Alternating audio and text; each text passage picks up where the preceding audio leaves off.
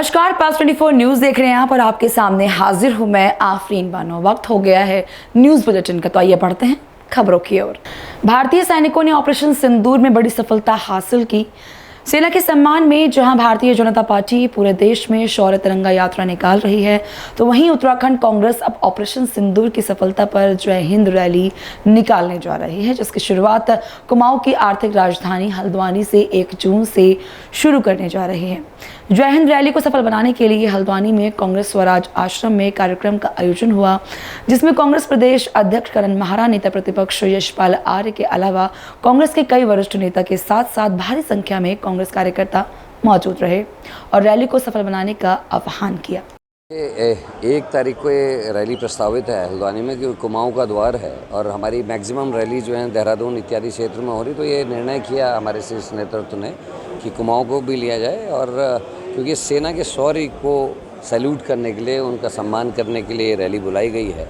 साथ में जो मोदी का फेलियर है इस पूरे घटनाक्रम में, जिस तरीके से ट्रंप ने जो बोला और सरकार के परतों को खोलने का काम किया, वो बड़ा दुर्भाग्यपूर्ण है। एक तरफ देश के होम मिनिस्टर सदन में बयान देते हैं कि इंदिरा जी अगर 2 दिन बाद सीज फायर करती तो पीओके हमारा होता, और इस घटना में जब ट्रंप ने कहा कि व्यापार को लेकर और ख़ासकर एक बड़े व्यापारी के कुछ प्रोजेक्ट्स को लेकर इस युद्ध विराम को अंजाम दिया गया, तो बड़ा अफसोस हुआ कि कई हमारे वीर सैनिकों ने अपनी शहादत दी।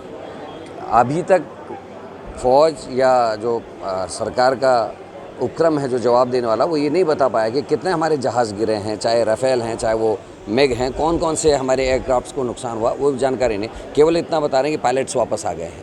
लेकिन जो भी हमारे जवानों की शहादत हुई है या अफसर्स की शहादत हुई है, वो दुर्भाग्यपूर्ण हुआ। जिस तरीके से कर्नल सूफिया का अपमान बीजेपी के वरिष्ठ मंत्री ने किया है, निश्चित ही वो दुर्भाग्यपूर्ण है और वो बीजेपी की जो अंदरूनी जो सच्चाई है उसको दिखाने के लिए काफ़ी है।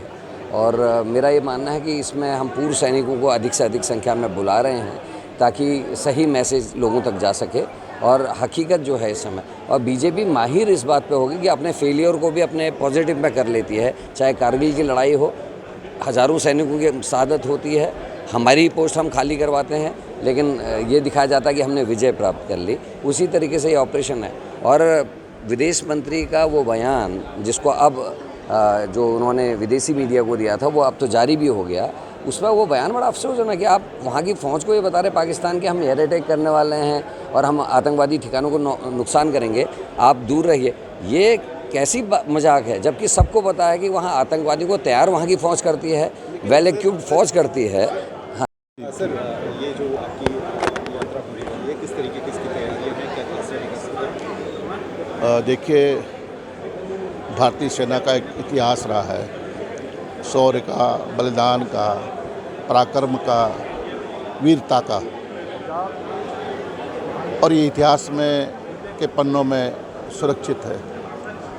और जो पहलगाम में जिस तरह से आतंकवादियों ने निर्दोष भाई बहनों की निर्मम हत्या की, उससे पूरा देश आहत हुआ और पूरा देश धर्म राजनीति मजहब की दीवारों को तोड़ते हुए एकजुट हुआ और सरकार के साथ खड़ा रहा। और हमने यही कहा कि पहले देश राजनीति होती रहेगी। आज उसी संदर्भ में 1 जून को हम एक विशाल रैली का आयोजन करने जा रहे हैं, महान सैनिकों को नमन करने के लिए, और उनको सलाम करना चाहते हैं, उनके हौसले को सलाम करना चाहते हैं। और निश्चित रूप से हमारा प्रयास है कि जो हमारे जिन्होंने देश के लिए सेना में अपने महत्वपूर्ण वर्ष बिताए हैं, जिन्होंने देश के लिए सुरक्षा, सीमाओं में सुरक्षा की देश की, और जिन्होंने लड़ाइयाँ लड़ी हैं, उन महान सपूतों को भी 1 जून को हम सम्मानित करना चाहते हैं। इसलिए आज इस बैठक का यहाँ पर हमने आयोजन किया है और हम चाहेंगे कि इसमें सबकी सहभागिता हो।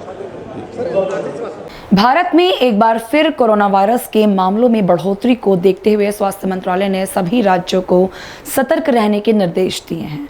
उत्तराखंड स्वास्थ्य विभाग ने भी इसको लेकर तैयारियां तेज कर दी हैं और जिलों को आवश्यक दिशा निर्देश जारी कर दिए हैं। केंद्रीय स्वास्थ्य सचिव सुधांशु पंत ने हाल ही में सभी राज्यों और केंद्र शासित प्रदेशों को पत्र जारी कर कोविड-19 के नए वेरिएंट JN.1 के प्रसार को लेकर सतर्कता बरतने को कहा है। स्टार्ट कर दिया गया है, जहाँ पे स्क्रीनिंग होगी पेशेंट जो आते हैं सिम्टम्स लेके, खांसी जुकाम बुखार के। उसके बाद हमारा लैब है, वहाँ पे इन्वेस्टिगेशन की फैसिलिटीज़ हैं, रैपिड एंटीजन टेस्ट है, RT-PCR है, VTM वायल्स रखी हुई हैं। इसके अलावा आइसोलेशन वार्ड 2 हमने बना रखे हैं, जिसमें कि 5 बेड उसमें रिज़र्व कर रखे हैं उसके लिए एक्सक्लूसिवली। ICU में भी 5 बेड हमारी ICU है, जहाँ पे पूरी फैसिलिटीज़ मौजूद हैं। कोई भी पेशेंट आ रहा है इस तरह खांसी जुकाम का, तो उसको हम इमीडिएटली उसको अटेंड करके जो उसका डायग्नोसिस बना करके आगे जो ट्रीटमेंट होगा उस हिसाब से। सिलेंडर्स ऑक्सीजन जो कंसनट्रेटेड हैं और जंबो ऑक्सीजन सिलेंडर सफिशिएंट मौजूद हैं। ऑक्सीजन प्लांट में थोड़ा इशू है, उस पर भी CM ऑफिस में हमने इन्फॉर्म कर रखा है और जल्दी कार्रवाई होकर उसकी उपलब्धता के बारे में हम आपको जानकारी दे पाएंगे। सेटअप है, वहाँ पे हमने एडिशनल डिमांड प्लेस की हुई है टेक्नीशियंस की और स्टाफ नर्सेज की। डॉक्टर्स इस वक्त सफिशिएंट अमाउंट में हैं, बट ये है कि पैरामेडिकल स्टाफ का अगर हमें हेल्प मिल जाता है तो उससे हमारी जो फैसिलिटी हम ज़्यादा अच्छे से प्रोवाइड कर पाएंगे। पूरी तरीके से तैयार है आप? बाकी हमारे पास इनफ मास्क वगैरह हैंड सैनिटाइज़र हैं, और बाकी हम सभी जनता से भी निवेदन करेंगे कि मास्क का प्रयोग करें, सोशल डिस्टेंसिंग करें और हैंड सैनिटाइज़र का नियमित रूप से उपयोग करें, बिकॉज जो प्रिवेंशन है that is better than cure. अपना बचाव पहले से रखेंगे तो आगे होने वाले जो स्वास्थ्य के इश्यूज होते हैं उसको हम जल्दी हैंडल। पर पैनिक होने की तो ज़रूरत नहीं है? नहीं, पैनिक होने की ज़रूरत नहीं है, बट यही है कि अपना सावधानी बरतें, मास्क का नियमित रूप से प्रयोग करें, सोशल डिस्टेंसिंग रखें और जो हैंड सैनिटाइज़र का प्रॉपर यूज़ करें, ताकि आगे किस तरह की कोई इशू ना आए, हेल्थ इशू। और बाकी जिसको कोई दिक्कत है तो हॉस्पिटल आके अपना डॉक्टर को एग्जामिन करा के जो इन्वेस्टिगेशन है वो करवा सकते हैं। उसके बाद आगे जो भी उस हिसाब से मैनेजमेंट रिक्वायर्ड होता है उसकी हम कार्रवाई करें। मसूरी आने वाले पर्यटकों को कोठाल गेट पर पुलिस की तरफ से रोके जाने पर स्थानीय व्यापारियों में भारी आक्रोश बना हुआ है। मसूरी व्यापार मंडल के अध्यक्ष रजत अग्रवाल और महामंत्री जगदीप कुकरेजा ने कहा कि मसूरी की अर्थव्यवस्था पूरी तरह से पर्यटन पर निर्भर है। अगर इसी तरह पर्यटकों को रोका जाएगा तो व्यापार बर्बाद हो जाएगा। हम पहले ही कोविड की वजह से भारी नुकसान झेल चुके हैं, जिसके चलते व्यापारियों ने चेतावनी देते हुए कहा कि यदि प्रशासन ने जल्द ही स्पष्ट दिशा निर्देश नहीं दिए तो वे आंदोलन करने को मजबूर होंगे। मेरा नाम विपिन है जी। कहाँ से आए यहाँ पर कोठाल गेट चेक पोस्ट क्यों रोका गया आपको? ये बोल रहे हैं प्रशासन के ऊपर जाम लगा हुआ है। आपके साथ कितनी सवारी है? मेरे साथ 25 सवारी है। सवारी कहाँ से आई है सवारी? हरिद्वार सवारी गुजरात से आई है, लेकिन मैं हरिद्वार से आया हूँ उनको लेके। क्या कह रहे हैं? मसूरी घुमाने के लिए। प्रशासन बोल रहा है कि जो ऊपर जाम लगा हुआ है गाड़ी जाने नहीं देंगे। आपको काफ़ी परेशानी हो रही है? जो आपके साथ यात्री आए हैं बहुत परेशान है जी, यात्री भी परेशान है, हम भी परेशान हैं।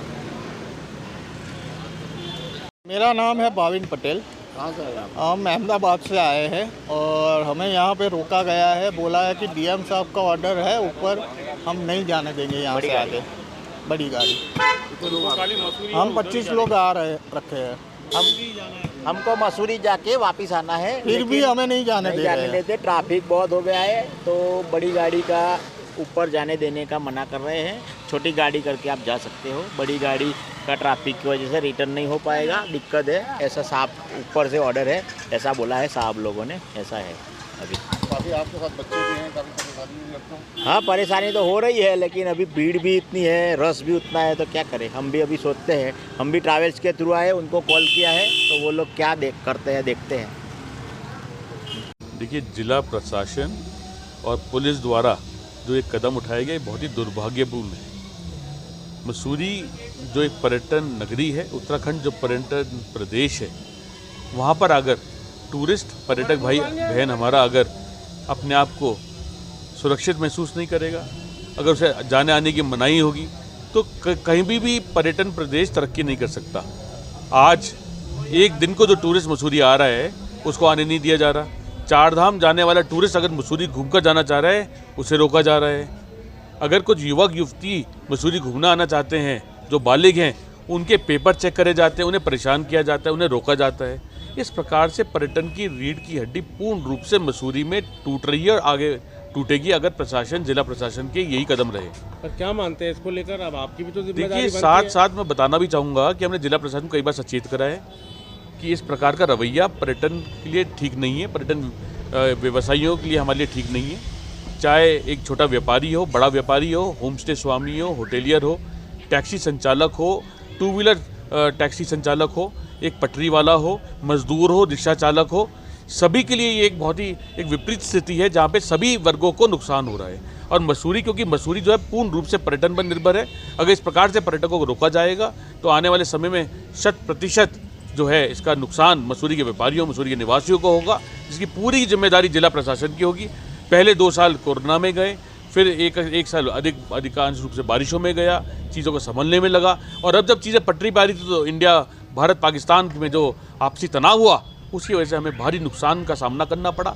आज पर 50% जो व्यापार है उसमें घटोतरी हुई है। 50% व्यापार मई महीने का घटा है। 50 करोड़ के नुकसान का अनुमान पूरे मसूरी और आसपास के क्षेत्रों में।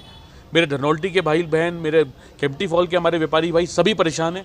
हम सभी एक बड़ा समूचा, एक ग्रुप बना रहे हैं, एक बड़ी संस्था बना रहे हैं जो जिला प्रशासन के खिलाफ आवाज़ उठाएगी, और जल्दी इसका जवाब जिला प्रशासन को हमें देना पड़ेगा अगर उनका रवैया नहीं सुधरा। चाहिए प्रशासन के जो निर्णय लिए जा रहे हैं बिल्कुल विपरीत परिस्थितियों में यहाँ पर निर्णय लिए जा रहे हैं। मसूरी का पर्यटन वैसे ही प्रभावित हो रखा है, और अब कुछ सीज़न शुरू हुआ है तो यहाँ कोतवाल गेट पे गाड़ियाँ रोकी जा रही हैं। बिल्कुल आपका कहना ठीक है। देखिए, जिस तरीके से अभी ये पाकिस्तान के साथ हमारी जो लड़ाई हुई थी उसके बाद, सीज़ फायर के बाद थोड़ा बहुत यहाँ पे पर्यटन दोबारा शुरू रफ्तार पकड़ने लगा था, और जैसे ही अभी देखिए तुरंत थोड़ा सा रफ्तार पकड़ा है और एकदम प्रशासन द्वारा एक नया सा फरमान जारी कर दिया गया है कि वो कोतवाल गेट में देखा जा रहा है कि वहाँ पर गाड़ियाँ रोकी जा रही है, जो कि बहुत ही निंदनीय है। इसकी हम घोर निंदा करते हैं और घोर विरोध करते हैं, और प्रशासन को भी हम आपके माध्यम से सचेत करना चाहते हैं कि इस तरह के निर्णय, एक तरफा निर्णय ना लें, बिना स्टेक होल्डर्स को कॉन्फिडेंस में लिए और मसूरी वासियों को कॉन्फिडेंस में लिए वो एक तरफा निर्णय कर देते हैं और कहीं पे गाड़ी रोक लेते हैं, कहीं पे कुछ नया निर्णय आ जाता है, जो कि बहुत ही निंदनीय है। और अगर यदि प्रशासन का इसी तरह का रवैया रहा तो मजबूर होकर हम लोगों को सड़कों पे उतरना पड़ेगा। प्रशासन के खिलाफ भी यदि आंदोलन करना पड़ेगा तो ज़रूर करेंगे, क्योंकि देखिए ये मसूरी वासियों की रोजी रोटी का सवाल है, और जब देखिए रोजी रोटी पे आएगी तो आंदोलन भी करना पड़े तो मसूरी वासी कहीं पीछे नहीं हटेंगे। रामनगर मंडी में दुकान निर्माण को लेकर आढ़तियों और प्रशासन के बीच तीखी झड़प हो गई। मंडी में 22 नई दुकानों का निर्माण कार्य शुरू कराने के लिए एसडीएम प्रमोद कुमार और मंडी सचिव साहिल अहमद टीम के साथ पहुंचे थे, जहां आढ़तियों ने इसका जमकर विरोध किया। इसी को लेकर मंडी सचिव ने बताया कि 22 नई दुकानों का निर्माण कार्य 90.2 लाख रुपए की लागत से किया जा रहा है। दुकानों का आवंटन आढ़तियों को किया जाएगा, जिससे मंडी की आय में वृद्धि होगी। दुकान विहीन आढ़तियों को प्राथमिकता दी जाएगी। तो वहीं आढ़ती एसोसिएशन के अध्यक्ष अजीजुर रहमान ने प्रशासन को आश्वस्त किया कि मंडी के विकास कार्यों में बाधा नहीं डालेंगे। समिति में हमारे यहाँ 62 लाइसेंसधारी ऐसे हैं जिनके पास दुकानें नहीं हैं, दुकान विहीन लोग हैं। तो केंद्रीय मंडी ने निर्णय लिया है कि 22 दुकानें बना के मंडी केंद्रीय निधि से उनको आवंटन की जाएगी। परंतु कुछ व्यापारी लोग जो कब्जा करे हुए अवैध रूप से, जिनके पास दुकानें आवंटन हैं पहले से ही, तो वो जो है अतिक्रमण विकास कार्य में बाधा बन रहे हैं। लोगों ने यहाँ पर अवैध तरीके से कब्जा करते हुए अपनी दुकानें यहाँ पर लगा रहे हैं प्रबंधित। इसमें कतरे आढ़ती और दुकानदार इस प्रकार के जिनके पास लाइसेंस भी है, उसके पास अवैध दुकानें भी हैं। तो ऐसी दुकानों के लिए यहाँ पर चूँकि जो चबूतरा बनाया, इसमें पहले से ही गवर्नमेंट की तरफ से एक लेटर हो रखा है, जारी हो रखा है कि यहाँ पर निर्माण कार्य होने हैं, दुकानें बननी है, ताकि जो नए आढ़ती और दुकानदार हैं उनको भी लाइसेंस, उनको भी यहाँ पर मिल सके, कमरा मिल सके और अपना सामान को अच्छी तरह रख सकें। तो इसी तरह में आज जो हम लोगों ने सारे फोर्स के साथ यहाँ पर सेक्रेटरी मंत्री परिषद के साथ पूरे को यहाँ पर टीम हटा भी रहे हैं और निर्माण कार्य शुरू करवा रहे हैं। मौसम की बेरुखी के बाद भी गंगोत्री एवं यमुनोत्री धाम में श्रद्धालुओं की संख्या लगातार बढ़ती जा रही है। गंगोत्री में 2,29,104 और यमुनोत्री धाम में 2,44,005 यात्री आज तक दोनों धाम में 4,73,109 श्रद्धालु दर्शन कर लौट चुके हैं। वहीं आज गंगोत्री धाम में सुबह से ही बरसात का मौसम बना हुआ है और इस बरसात के बावजूद भी तमाम यात्री लंबी कतार में लगकर दर्शन के लिए अपनी बारी का इंतजार कर रहे हैं। जय गंगा मैया। आज यहाँ पर बरसात का मौसम बना हुआ है, काफ़ी तेज़ यहाँ पर बारिश हो रही है। फिर भी इस बारिश में श्रद्धालुओं में बहुत उत्साह है और बहुत उत्साह के साथ माँ गंगा के दर्शन में लोग लाइनों में लगे, घंटों से लाइन में लगे हैं और तमाम उनके लिए यहाँ पर टीन सेट की भी व्यवस्था की गई है ताकि यात्रियों को जो बरसात से जो है सुरक्षा मिले और तमाम दर्शक जो है माँ भगवती गंगे के दर्शन और पूजा पाठ करवा रहे हैं। जय माँ गंगे। मैं शिवराज से हूँ, छत्तीसगढ़ से हूँ। मेरा बैग भूल गया था और उत्तराखंड पुलिस ने मेरा बैग ढूंढने में मदद की। इसमें एक पुलिसकर्मी है नीतीश चौहान जी हैं जो मेरे हेल्पफुल किए और यहाँ का धन्यवाद देता हूँ मैं उत्तर पुलिस। मां रेवा वेयर हाउस मझौली में फिर मिला मिट्टी मिला गेहूं, संचालक के खिलाफ तीसरी बार मामला हुआ दर्ज। गौरतलब है कि संचालक के खिलाफ पहले भी 2 बार इसी तरह के गेहूं में मिलावट और धोखाधड़ी के मामले दर्ज हो चुके हैं। बावजूद इसके ये अवैध गतिविधियां लगातार जारी थी। सूचना मिलने पर अधिकारियों की टीम मौके पर पहुंची और गेहूं में मिलावट करते हुए वेयरफेयर कर्मचारियों को रंगे हाथ पकड़ा। इसके बाद पुलिस ने वेयर हाउस और उसमें जुड़े अन्य ठिकानों पर छापेमारी की, लेकिन मुख्य आरोपी वेयर हाउस संचालक नीतीश पटेल मौके से फरार हो गया। पुलिस ने आरोपी की गिरफ्तारी के लिए टीम गठित कर तलाशी अभियान शुरू कर दिया है। मझौली पुलिस का कहना है कि जल्द ही आरोपी को गिरफ्तार कर सख्त कार्रवाई की जाएगी। इंदरगढ़ थाना क्षेत्र के कचाटीपुर गांव का मामला सामने आया है, जहां पत्थर से कुचलकर पति ने पत्नी को मौत के घाट उतार दिया। पति ने बहनोई के साथ मिलकर घटना को अंजाम दिया। हत्या के बाद आरोपियों ने शव को घर के पीछे छिपा दिया, जिसके बाद महिला के ससुर ने एक दिन पूर्व थाने में गुमशुदगी दर्ज कराई थी। गुमशुदगी के बाद पुलिस ने जांच शुरू की। शक के आधार पर पुलिस ने पति को हिरासत में लिया। युवक से पूछताछ के बाद सच्चाई सामने आई। आरोपी की निशानदेही पर पुलिस ने महिला का शव बरामद किया। पुलिस ने शव पोस्टमार्टम के लिए भेज दिया है। प्रेम प्रसंग के शक पर हत्या करने की बात सामने आई है। क्या नाम है आपका? शिव कुमार। अच्छा, क्या घटना हुई थी जो आप आए थे यहाँ? हमारी बहन के 4 साढ़े 4 बजे मार के डाल दिया। उसके बाद हम लोगों ने फ़ोन किया 6 बजे। उसके बाद हम लोग घर से आए, मेरे पिताजी आए। आने के बाद हम लोगों ने जानकारी की। इन्होंने एक एप्लीकेशन लगाया थाने में। वो कह दिया कि 24 घंटे बाद मतलब इंक्वायरी मिलेगी। इंक्वायरी मिलने और बेटी को गुमशुदा में लिखवा के उसके बाद जब हम लोगों ने जीडी पे नंबर चढ़वाया तब उसके बाद इसकी जानकारी मिली। तो फिर मैं सारे लोग उस लड़के को ढूंढने में लग गए। सब लड़के नंबर चढ़वाया। लड़के को ढूंढने के बाद लड़का 9, 10, 11 बजे मिला। उसके बाद हमारे सुरेश कुमार दरोगा जी उन्होंने सर्विलांस पे नंबर डाल के पूरी जांच की। जांच करने के बाद इन्होंने उसको लड़के को कस्टडी में लिया। कस्टडी में लेने के बाद फिर उससे पूछा कि मिट्टी कहाँ पर है, तो मिट्टी उसने बताया कि मेरे घर के पीछे है और घूरे में दबी हुई है। और इसकी जानकारी हमारे क्या नाम है पौरुष चौधरी SI इंचार्ज जी ने, पारुल चौधरी जी ने इंचार्ज जी ने इसकी जानकारी करके उसका वीडियो बनाकर इसको पोस्टमार्टम करने के लिए ज़िला कन्नौज भेजा है। और हम लोगों को बताया कि जो जो संज्ञान में आया सबको बताइए कौन कौन है। उसके सारे संज्ञानों का नाम लिख के और उनको पकड़ा जा रहा है। खबर कन्नौज से है, जहां दबंगों ने दलित परिवार पर पानी देने से मना करने पर घर में घुसकर हमला कर दिया। काफी देर अभद्र भाषा का उपयोग करने के बाद दबंगों ने दौड़ा कर पीटा। अभद्र भाषा का उपयोग कर धमकी देने का वीडियो सोशल मीडिया पर जमकर वायरल हो रहा है। सदर कोतवाली क्षेत्र के फरीकापुर गांव का मामला है, जिसमें पीड़िता मंजूश्री ने हमलावर अशफाक, दानिश, सोनू और शाहिद के खिलाफ तहरीर दी, जिसके चलते पुलिस ने मामले में हमलावरों पर कार्रवाई शुरू कर दी है।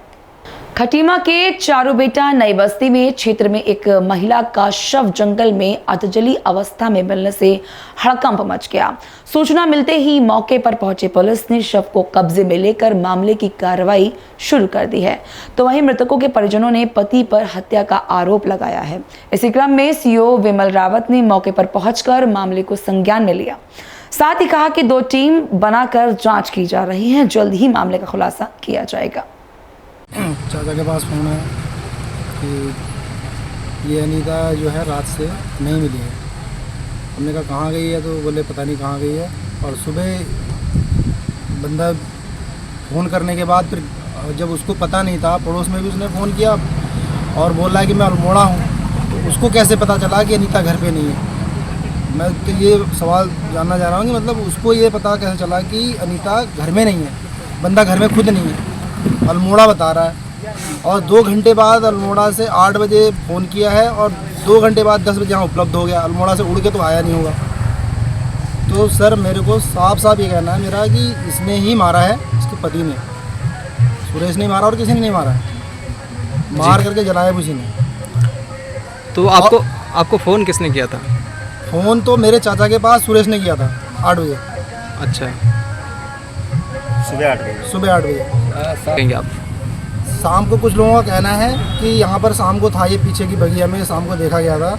और अभी उन्होंने शायद पुलिस के सामने उन्होंने बयान भी दिया है कि ये शाम को यहीं पे था, पीछे बाग में। और जब आपसे बात हुई तो बोला कि मैं यहाँ नहीं हूँ, मैं बाहर हूँ। तो आपका क्या कहना है? हमारा ये कहना है कि इसने ही मेरी बहन का मतलब जो हत्या की है इसी ने किया है, और जो कठोर से कठोर सज़ा होनी चाहिए। आपका नाम? मेरा नाम नंदकिशोर है। ये जो पड़ोस में मौत हुई है, इसमें आप क्या कहेंगे? सर इसमें मैं कहना चाहूँगा कि ये उसका पति का ही काम हो सकता है, क्योंकि रात 12:30 बजे करीब में मेरे को मंदिर की साइड में बगिया में मिला था ये। तो मैंने इससे पूछा कि आपने मतलब मेरी बीवी को तो नहीं देखा यहाँ पे, क्योंकि नाराज़ होकर आ गई थी मेरी घरवाली। तो मैं ढूंढने के लिए गया था, तो मेरी नज़र उसके ऊपर पड़ी। उसके ऊपर पड़ने के बाद मैंने उनसे पूछा कि आपने देखा तो नहीं मेरी बहनों कहीं, तो उसने कुछ रिस्पॉन्स नहीं किया। मेरी तरफ देख के सीधा ये पलट गया। फिर उसके बाद लड़के उड़के थे तो झाड़ियों में छिपता हुआ भाग रहा था। तो एक लड़के ने देख लिया, तो बोलता कौन है ये, गाली गलौज करके बोला कि कौन छिप रहा है ऐसे करके कि मैं तेरे को मारूंगा। तो इसने अपने आप ही मतलब टॉर्च फ्लैश दिखा के अपना चेहरा खुद दिखाया है इस लड़के ने। और करीबन 12:30 बजे करीब की बात है रात की। तो मुझे तो लग रहा है इसी का ही कुछ किया रहा है। कुछ आप पड़ोसी हैं? हाँ सर, हमारा घर यहीं पास में, यही पड़ोसी हैं। लड़ाई झगड़ा ऐसा तो कुछ नहीं, यहाँ तो पता ही लगा था लड़ाई वड़ाई झगड़ा था ही नहीं, किसी को पता ही नहीं था कि कहाँ है कौन। तो अभी ये बता रहा है कि अल्मोड़ा से मैं आया हूँ, तो अल्मोड़ा से तो ये आ नहीं सकता है कि जल्दी। उसने साथ मतलब झूठी ही गवाही दी है, उसने जो कत्ल किया है सरासर इसी का याद है पूरा। जी, आपका नाम? मेरा नाम प्रदीप सिंह है। यहाँ पर जो है एक जली हुई बॉडी जो है जंगल में यहाँ पर कस्बे से लगभग 250 मीटर दूर मिली है।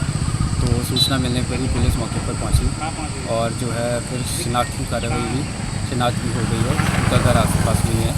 साथ ही जो है फैसिल की टीमें हम लोगों ने एक्टिव कर दी है और 2-3 टीमें बनाई गई हैं पुलिस की। उस पर मैं ज़्यादा टिप्पणी नहीं करना चाहूँगा और वर्क इन प्रोग्रेस है, जल्दी इस केस का भी निवारण होगा। फिलहाल न्यूज़ बुलेटिन में मेरे साथ बस इतना ही। देश और दुनिया की तमाम बड़ी खबरों से जुड़े रहने के लिए देखते रहिए पल्स 24 न्यूज़। नमस्कार।